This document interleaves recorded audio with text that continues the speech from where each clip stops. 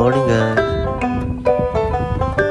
Meron nga pala akong bagong biniling puppy.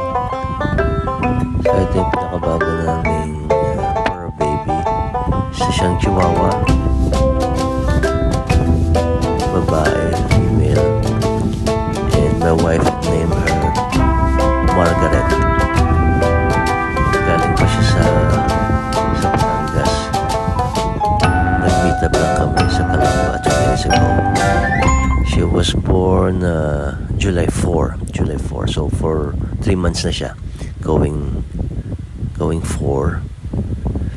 At shoutout nga pala kay Ate Leia ng Nela sa Faust. Doon namin siya nabili. Tahimik naman siya. Parang isang dangkal at kalahati lang ang laki. Ang haba niya.